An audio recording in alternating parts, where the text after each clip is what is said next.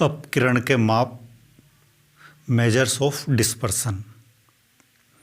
यहाँ डिस्पर्सन या अपकिरण से मतलब है श्रेणी के मूल्यों के बिखराव से, श्रेणी के मूल्यों के फैलाव से या श्रेणी के मूल्यों के विचरण से।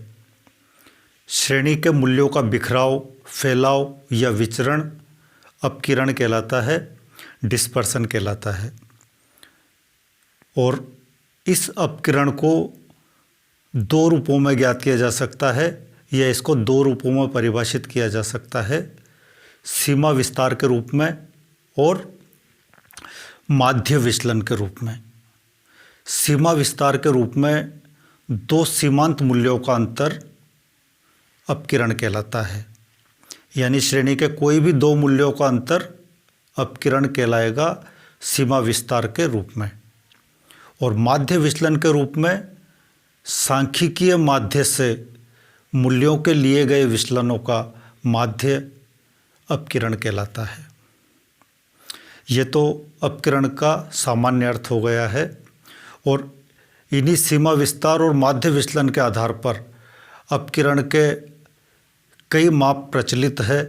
उनमें से जो प्रमुख माप हैं उनको इस अध्याय में हम यहाँ पढ़ेंगे।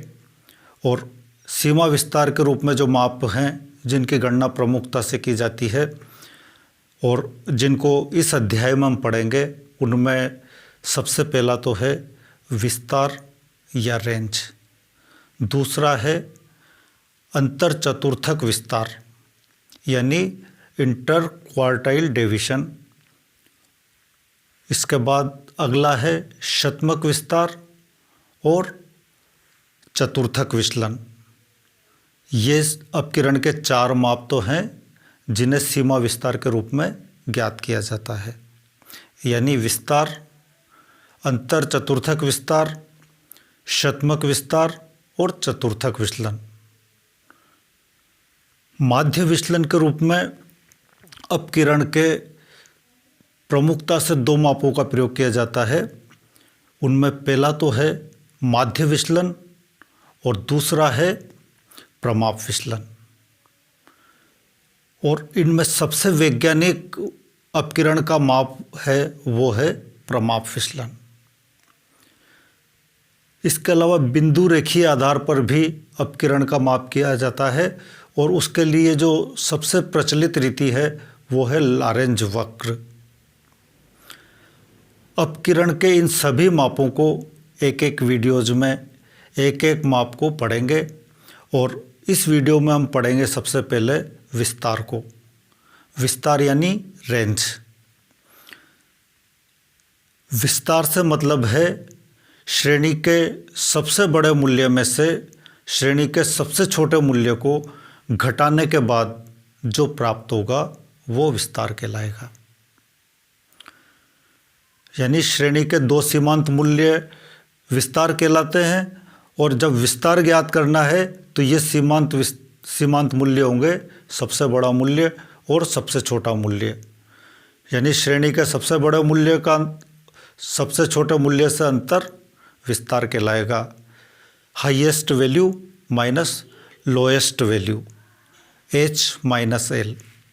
ये H का मतलब है हाईएस्ट वैल्यू, L का मतलब है लोएस्ट वैल्यू। ये विस्तार है। विस्तार को इंग्लिश में रेंज, और रेंज के लिए संक्षेप में R यूज करेंगे और संक्षेप में R बराबर हो जाएगा H माइनस L। यानी रेंज बराबर highest value minus lowest value या विस्तार बराबर श्रेणी का सबसे बड़ा मूल्य माइनस श्रेणी का सबसे छोटा मूल्य। व्यक्तिगत श्रेणी में जो सबसे बड़ा मूल्य होगा उसमें से श्रेणी के सबसे छोटे मूल्य को घटा देंगे। खंडित श्रेणी में भी यही होगा, श्रेणी के सबसे बड़े मूल्य में से सबसे छोटे मूल्य को घटा देंगे।